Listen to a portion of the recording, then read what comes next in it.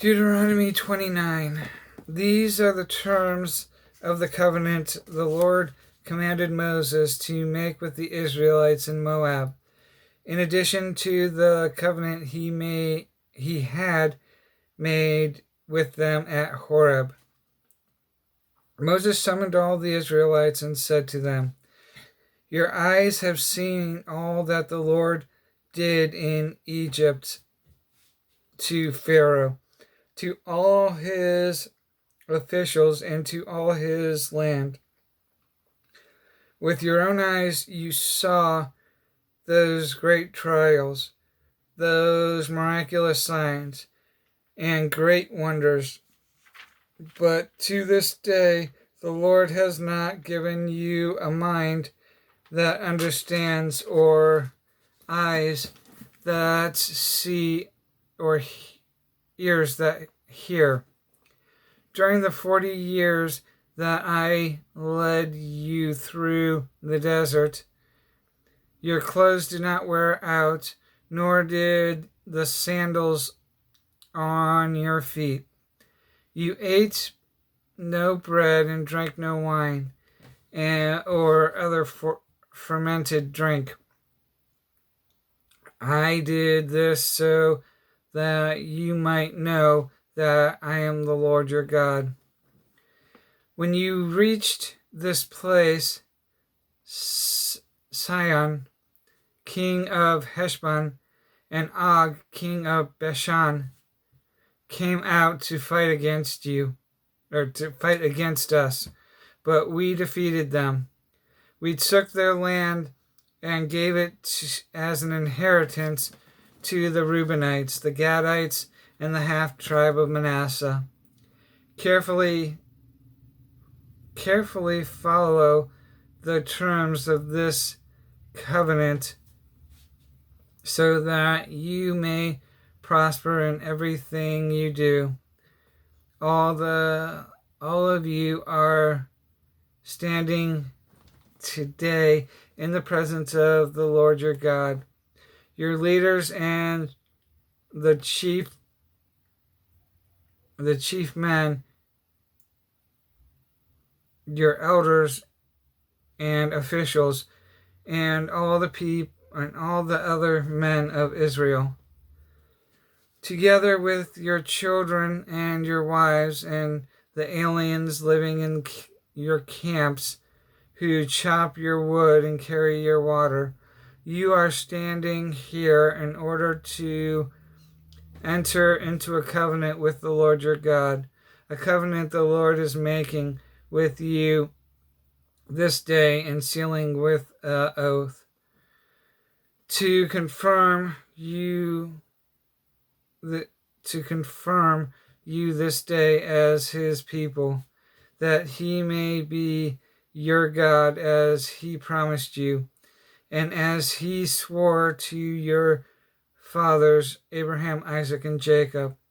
I am making this covenant with its oath, not only with you who are standing here with us today in the presence of the Lord our God, but also with those who are not here today.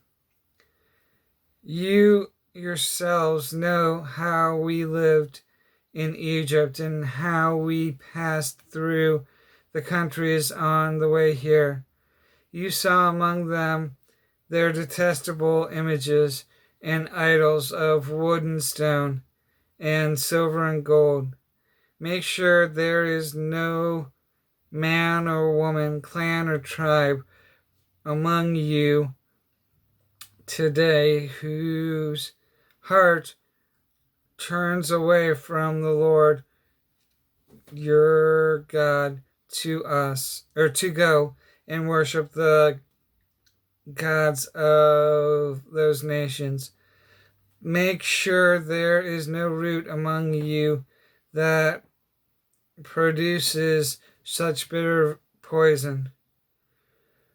When such a person hears the words of this oath, he invokes a blessing on himself and therefore thinks I will be safe, even though I persist in going my own way.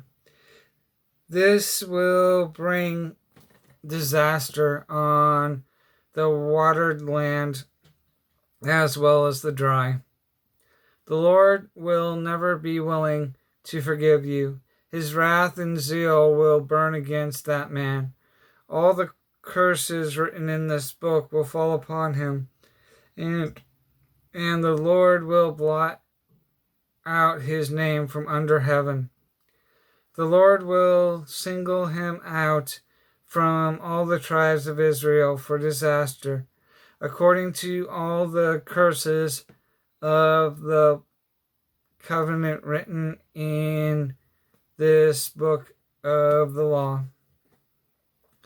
Your children will follow you in latter generations, and foreigners who come from distant lands will see the calamities that have fallen on the land and the disease with which the Lord has afflicted it. The whole land will be a burning waste of salt and sulfur. Nothing planted, nothing sprouting, no vegetation growing on it. It will be like the destruction of Sodom and Gomorrah, Admah, and Zeboim, which the Lord overthrew with fierce anger. All the nations will ask, why has the Lord done this to this land? Why this fierce burning anger? The answer will be, it is because this people abandoned the covenant of the Lord, the God of their fathers, the covenant he made with them when he brought them out of Egypt. They went off and worshipped other gods and bowed down to them, gods they did not know, gods that are gods he had not given them. Therefore the Lord's anger burned against this land, so that he brought on it all the curses written in this book. In furious anger and in great wrath, the Lord uprooted them from their land and thrust them into another land, as it is now. The secret things belong to the Lord our God. Let the things revealed belong to us and to our children forever, that we may follow all the words of this law.